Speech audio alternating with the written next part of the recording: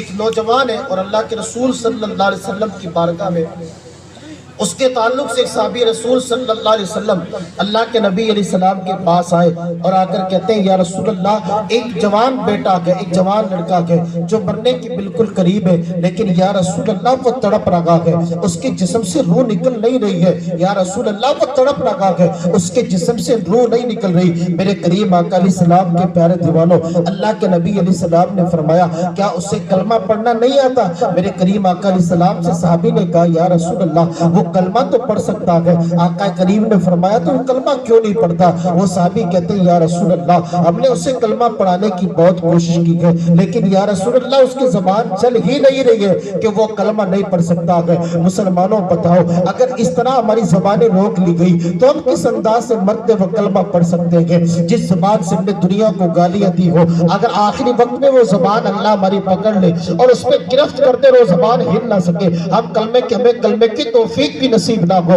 آپ اندازہ لگائیں وہ صحابی کہتے ہیں یا رسول اللہ وہ کلمہ دنیا میں تو پڑھتا تھا لیکن اب مرنے کے وقت قریب ہے، اس سے کلمہ پڑھا نہیں جاتا ہے۔ آقا کریم علیہ السلام فرماتے ہیں کیا وہ مسلمان ہے؟ وہ صحابی کہتے ہیں یا رسول اللہ ہاں ہاں وہ مسلمان ہے۔ پھر وہ صحابی کہتے ہیں یا رسول اللہ میں آپ کی بارگاہ میں گزارش کرتا ہوں آپ تھوڑا سا اس کے گھر چلیں تاکہ آپ کے جانے سے اگر اللہ اس کو کلمے کی توفیق نصیب کر دے اور وہ کلمہ پڑھ کر دنیا سے چلا جائے۔ رسول اعظم صلی اللہ علیہ وسلم کے پیارے دیوانوں، وہ صحابی رسول کے کہنے پر اللہ کے نبی علیہ السلام اپنے صحابی کو لے کر اور اس نوجوان کے گھر پر گئے۔ نوجوان کے گھر جانے کے بعد میرے کریم آقا علیہ السلام نے اس کے چہرے پر اپنی نگاہ رحمت ڈالی۔ نگاہ رحمت ڈالنے کے بعد میرے رسول کہتے ہیں بیٹا پڑھو لا الہ الا اللہ۔ اللہ کے نبی علیہ السلام نے فرمایا بیٹا پڑھ کلمہ طیب۔ وہ جوان کہتا ہے یا رسول اللہ میں سب کچھ بول سکتا ہوں لیکن میں کلمہ پڑھ نہیں سکتا ہوں اس لیے کہ میری زبان سے کلمہ پڑھا نہیں جا رہا ہے۔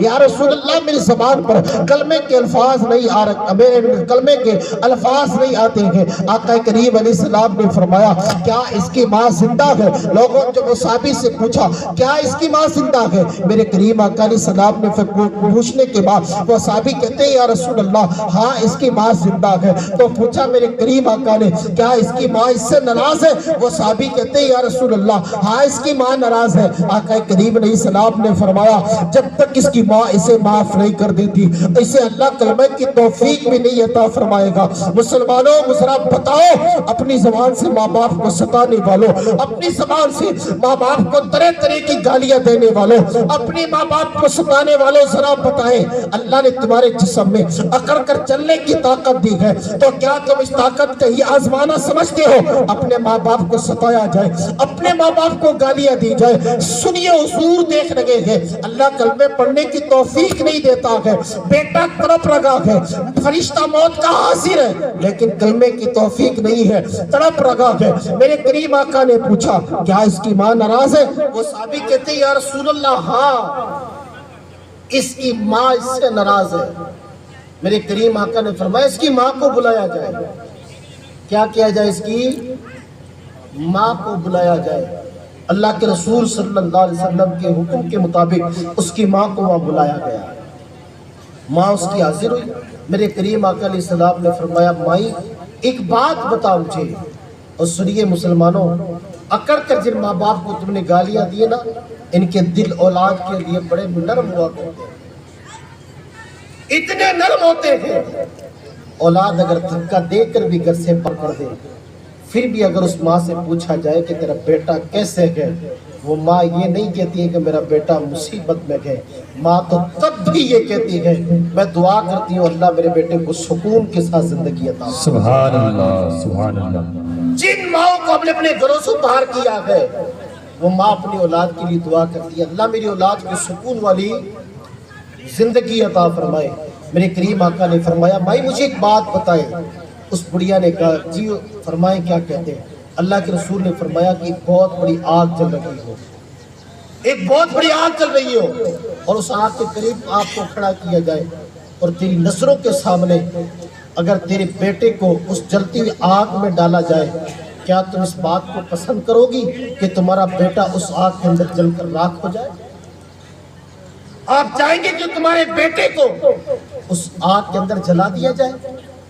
وہ ماں کہتی ہے یا رسول اللہ میری نظروں کے سامنے میرے بیٹے کو جلتی آگ میں ڈالا جائے، میں قطعی اس چیز کو برداشت نہیں کر سکتا، میں اپنے بیٹے کو آگ میں نہیں گرنے دوں گی۔ تو میرے کریم آقا نے فرمایا اگر تو نے تیرے بیٹے کو معاف نہ کیا، اگر تو نے اپنے بیٹے کو معاف نہ کیا، تیرا بیٹا عذاب کے سبب جہنم کی آگ میں اسے گرا دیا جائے گا۔ وہ ماں کہتی ہے اگر میرے بیٹے کو اتنا بڑا عذاب دیا جائے تو یا رسول اللہ آپ بتائیں میں کیا کروں؟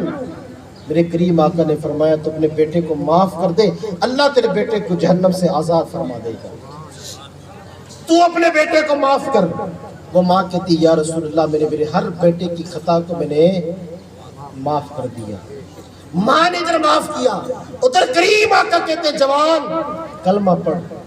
کل تک جس کی زبان سے کلمہ نہیں پڑھا جا رہا تھا، آج وہ حضور کے چہرے کو دیکھ کر کلمے کی توفیق اللہ نے عطا فرمائی، وہ کلمہ طیبہ حضور کے ساتھ پڑھ رہا ہے۔ سبحان اللہ۔ حضور کے ساتھ وہ کلمہ پڑھتا ہے، اور کلمہ پڑھنے کے بعد وہ جوان کہتا ہے یا رسول اللہ میری زندگی جہنم کے بالکل قریب تھی، آپ کے قدموں نے اور آپ کی نظروں نے مجھے اس سے بچایا اور مجھے کلمہ کی توفیق اللہ نے عطا فرمائی۔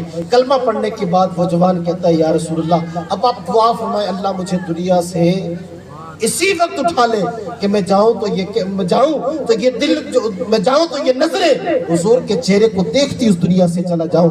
مسلمانوں ماں اگر معاف کرے اللہ کلمے کی توفیق عطا فرماتا ہے، اور اگر ماں معاف نہ کرے تو اللہ کلمے کی توفیق۔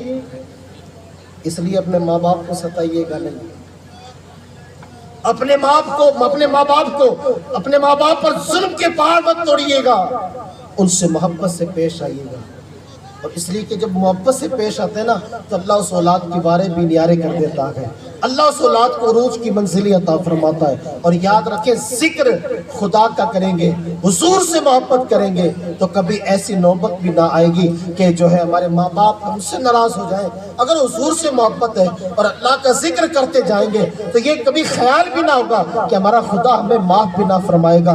لیکن یاد رکھیے گا ذکر خدا پاک کا کیا جائے، یاد رکھیے گا اللہ کے رسول علیہ السلام سے محبت کی جائے، اور جب اللہ کی ذکر سے انسان منہ موڑتا ہے نا تب وہ ماں باپ کی گستاخیاں کرتا ہے۔ جب ہماری پیشانی سجدوں سے دور رہتی ہے تب ہمارے چہرے جو ہے غلط دشا کی طرف گھوم جایا کرتے ہیں۔ جب ہمارے مزاج یہ بن جاتے ہیں ہم مسجد کی اذانیں سن کر بھاگا کرتے ہیں، تب اللہ جو ہے جب ہماری اذانیں سن کر ہم مسجدوں سے بھاگا کرتے ہیں انسان گناہ کی دلدل میں پھنستا چلا جاتا ہے۔ رسول اعظم صلی اللہ علیہ وسلم کے پیارے دیوانوں جب رشتہ خدا سے مضبوط ہو اللہ کا ذکر کرتے جائے، اللہ کے ذکر میں زندگی گزارے، دنیا تمہیں چھوڑ جائے لیکن خدا تمہیں کبھی اکیلا نہیں ہونے دیتا ہے۔ دنیا تم سے جدا ہو جائے اللہ تمہیں کبھی دنیا سے جدا نہیں ہونے دیتا ہے، اس لیے کہ ذکر خدا کی برکت ایسی ہوا کرتی ہے۔ حضرت موسیٰ علیہ السلام کے زمانے کے اندر